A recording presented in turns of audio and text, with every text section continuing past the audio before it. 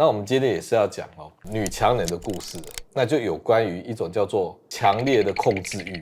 那我分享几个故事给你听，好不好？郭阳好，方医师好，这里是心理创伤会谈实例的第3集，欢迎郭阳。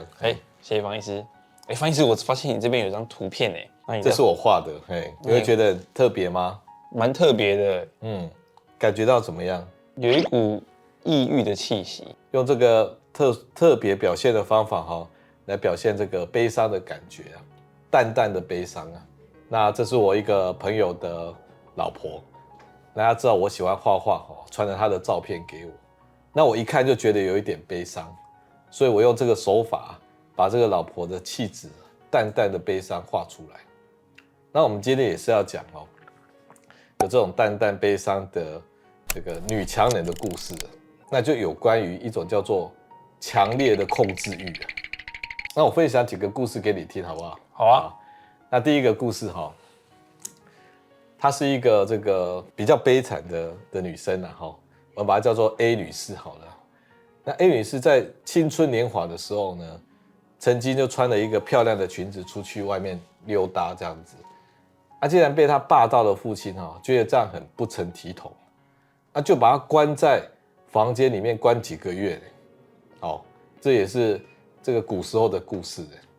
那后来呢，她嫁给一个老公那因为背景很差嘛，所以刚嫁过去的时候就被老公男方的大家庭一阵屈辱讪笑那她也是很受伤后来跟老公离婚了以后她就去创业，创业成功结果她就买了一些礼物尽量的去送给以前嘲笑她的那些亲戚们，那这算是一种复仇，也就如复仇般的满足感、快感。可是到了人生过了半百开始变得比较忧郁、比较空虚所以这个故事的重点就是一个很悲惨的女生，然后她因为这个困境而去这个打拼他的人生事业。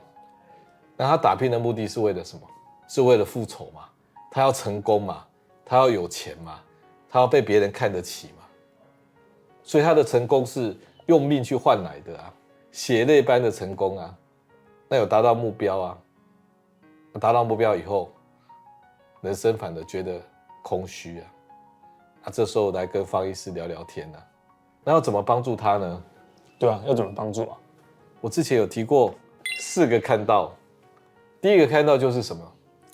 如果一谈到他悲惨的成长史，那会出现一些很创伤的画面那我们就一个一个帮他找到第一个创伤的画面，第二个创伤的画面。我们不管那些细节他要跟你一直讲很多什么前因后果背景人物为什么会发生我们通通不要去知道太多，我们只要那个画面，还有那个画面所带来的强烈的情感。所以第一个方法，我就跟他把它简化成那些第1名跟第2名创伤的画面，这样是不是比较有效率？那第二个呢，这些创伤画面放在那边，造成他很痛苦到现在还是一样那我们就要去平衡它，用方医师提到的图像心理治疗。有无助的感觉，完全无能为力的，你就用跨时空的自我安慰；如果勇气不足的、自我懦弱的，你就用新的有勇气的版本去调整剧情。所以第二个看到就是平衡后的图像。那第3个呢？受害者产生的心理反应，像以这样子这个血泪般的奋斗史他只是为了要去补偿当时受辱、人生不如意的那一种补偿的行为所以他的成功就变得不甜美这种成功是复仇用的不是在享受成功的喜悦所以他成功报仇了以后，他反而就觉得很空虚所以你要让他看到他做的这件事情是为了报仇用的，是为了补偿心理用的。那第4个看到就是要有未来性，要有未来的图像。他的第一人生呢，不管怎么样，他自己也站起来了，跟人家打个和局被人家看不起，然后又有报仇般的复仇般的这个快感，也算是扯平了吧。但是人生就到此结束了吗？所以第二人生要有一个什么未来的图像，所以要鼓励他，你第二人生的未来图像是什么？让他看到自己人生后半段的未来图像。这是第一个故事，精不精彩？第一个女强人复仇故事，成功没有喜悦，后来得到空虚，蛮精彩的，蛮精彩的。那要不要听第二个故事？好啊。第二个故事就跟这个一对夫妻有关了。那故事是这样的，我们叫 B 女士好了啦。这个 B 女士小时候家里的人很多小孩啊，然后她也算是比较小的，结果不但没有被疼爱，还做最多家里的活，什么杂事都她要做。她说她小学生都忙到10点以后，她才可以写功课。她就一边打瞌睡一边写功课的，完全被无视啊，不甘心啊，所以她在小时候她就发誓说她要赚大钱，她自己要赚大钱。就果然啊，有这种带着仇恨值的人去创业都比别人拼呢。一切事情呢就要追求完美，很有强烈的控制欲。所以呢，他对员工的要求，对自己的要求，就是强烈的控制欲，追求完美，因为他一定要成功嘛。因为成功是有目标、有目的的是有补偿心理的包括对他的老公也是一样，像员工一样，也是有 KPI 的，一定要完美。就老公一定受不了因为这种关系不平等嘛。她很强，她是女老板，就老公在家里没有温暖，没有尊重嘛，那就会怎么样？跑去外面找，家里没有的，外面有嘛，所以外面就有温暖跟尊重嘛。后来这件事情几年以后，竟然被他女强人老婆发现，那女强人老婆就觉得这老公这个不完美嘛，老公其实也真诚的道歉了，也道歉了快1年了，结果这个女强人可能还觉得不行，还在考虑离婚，不要在一起，那就来找方医师帮忙。方医师的做法还是一样，第一个呢，还是回到呢小时候不幸的童年的画面，第一个画面，第二个画面。那他真的很无辜很不甘心很无助那小朋友也不能做什么嘛，所以我就用第二个看到，就是跨时空的自我安慰，去安慰那一位小朋友，那一位无助写功课到10点多才打瞌睡的写的小朋友。第三个看到还是一样让他了解说他为什么有这么强烈的控制欲呢？就是为了要扳回一城嘛，为了要扳回一城，把全家都卷进去嘛。他的公司员工也就算了，连老公都当员工看所以造成家庭不和谐嘛。要让他看到这种心态那第四个还是一样过去的已经扯平了嘛，这些都算是复仇成功的故事那扯平以后，人生的后半段不需要再继续用成功来满足自己了嘛，应该过一种比较和谐的、比较真正的人生嘛。那所以要有人生未来的图像所以这两个故事有点像，对不对？那一个是只要求自己，一个连家人都卷进去嘛，控制欲很强。那想不想听更特别的故事？还有更特别的？有一位C女士年纪不大，比我还小，可能30-40岁吧。然后她家庭其实蛮幸福的老公也 OK。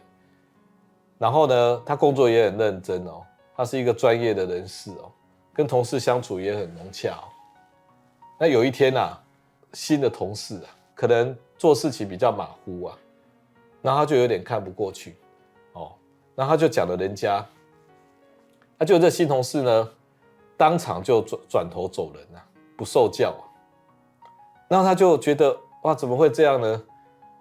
然后到那个下班的时候，他看到他，还跟他打招呼，主动示好。结果这个新同事啊，也没回应他。那这种事情呢，他一回去就睡不着觉了。然后来跟方医师聊天的时候，讲到这件事情还哭哭啼啼的。这时候你有没有觉得有点奇怪？为什么这么小的职场上的小冲突，就让他睡不着觉、哭哭啼啼的呢？我说这背后一定有鬼啊，所以我要把鬼抓出来啊。所以绝不能这样就算了嘛，你也不能跟他讲说没事没事，你这个真的是小题大做吧。结果呢，这背后的鬼就是啊，我就问他说，那你小时候怎么样？他说小时候他父母经商失败了，一直在搬家，所以他很没有安全感。故事是不是开始呈现出来了？因为没有安全感，所以呢，因为他想要控制每一件事情啊。你看他家里很完美 ，OK 吧？他工作很认真 ，OK 吧？他不能够接受不完美，因为这种马马虎虎的、不谨慎的会造成失控，失控呢就会出大事了，很强烈的危机感。虽然是小题大做，就是因为有这种童年的这个不安全感造成的嘛。这一种个性的人就是一句话，把所有事情都当作不成功便成仁啊，是不是很夸张？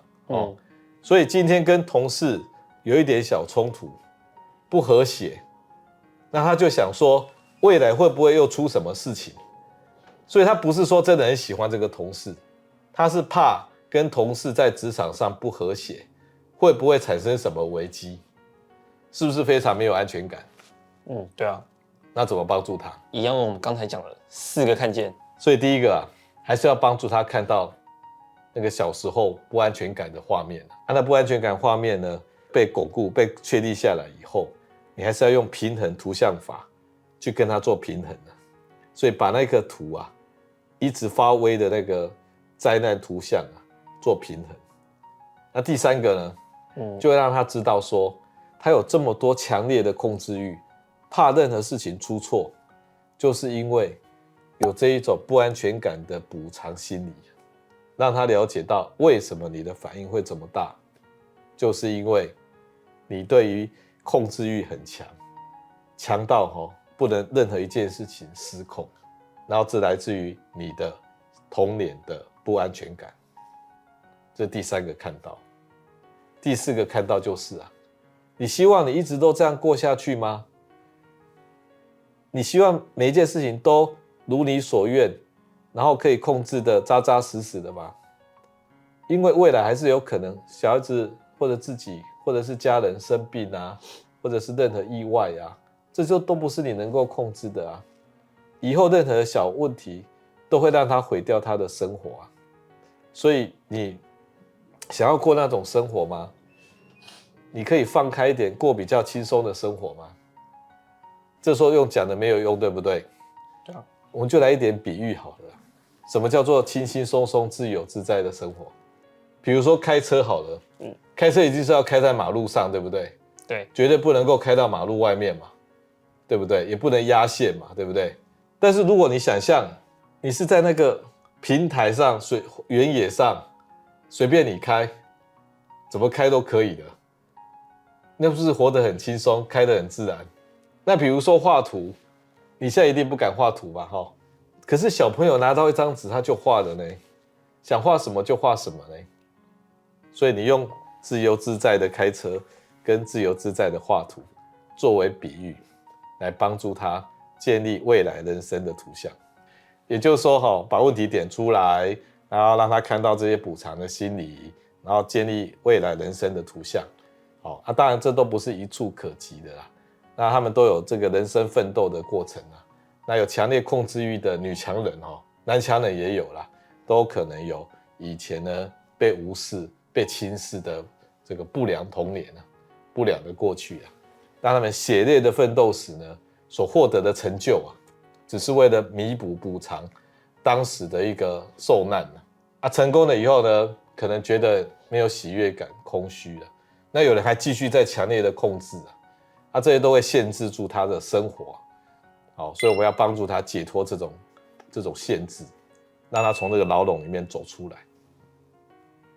好，那今天就是跟各位分享呢，有强烈控制欲的人呢所产生的这个生活的限制，来自于他可能在过去的不良的心理的创伤。好，以上是我们的分享，谢谢各位。